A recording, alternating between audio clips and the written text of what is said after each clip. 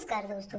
आज हम एक ऐसे विशेष दिन की बात करने जा रहे हैं जहां मकर संक्रांति और एकादशी दोनों एक साथ आ रहे हैं। आमतौर पर मकर संक्रांति को दान, खिचड़ी और उत्सव से जोड़ा जाता है, लेकिन जब यही पर्व एकादशी तिथि पर पड़ता है तो शास्त्र हमें कुछ अलग नियमों का पालन करने को कहता है। मकर संक्रांति का अर्थ है सूर्य का उत्तरायण होना। यह समय जीवन में नई दिशा, नई ऊर्जा और सकारात्मक परिवर्तन का प्रतीक माना गया है। इसलिए इस दिन दान, स्नान और पुण्य कर्म कर्म विशेष फल देने वाले माने जाते हैं। अब बात करते हैं एकादशी की। एकादशी केवल उपवास का दिन नहीं है, बल्कि यह दिन है शरीर, मन और विचारों को हल्का करने का। शास्त्रों में बताया गया है कि एकादशी के दिन अनाज, विशेषकर चावल से दूरी बनानी चाहिए, क्योंकि चावल को एकादशी के व्रत के लिए अनुकूल नहीं माना गया है। लोग पूछते हैं, जब मकर संक्रांति पर खिचड़ी बनती है तो इस दिन क्यों नहीं? उत्तर बहुत सरल है।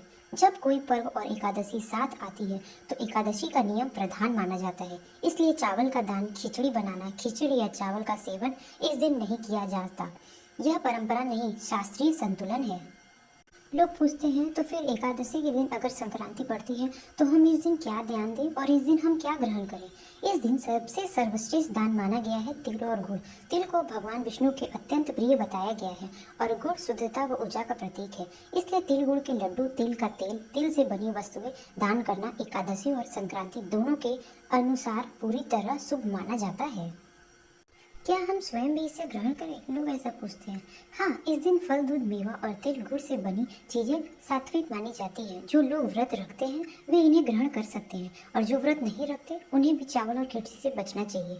तो इस बार संक्रांति के दिन सुबह स्नान करके सूर्य और भगवान विष्णु का स्मरण कीजिए, तिल और गुड़ का दान दीजिए, शांत और संयमित व्यवहार से रहिए, नकारात्मकता और क्रोध से दूरी बनाए रखिए। यही इस दिन का सही आध्यात्मिक मार्ग है। तो दोस्तों, इस विशेष दिन पर चावल नहीं, खिचड़ी नहीं, बल्कि तिल गुड़ का दान करें। यही वह सरल तरीका है जिससे आपका व्रत भी शुद्ध रहेगा और संक्रांति का पुण्य भी पूर्ण तरीके से मिलेगा। इसी भाव से इस दिन को मनाइए और अपने जीवन में शांति और शुभता को आमंत्रित कीजिए। इसी तरह के वीडियो के लिए हमारे चैनल को सब्सक्राइब करना ना भूलें।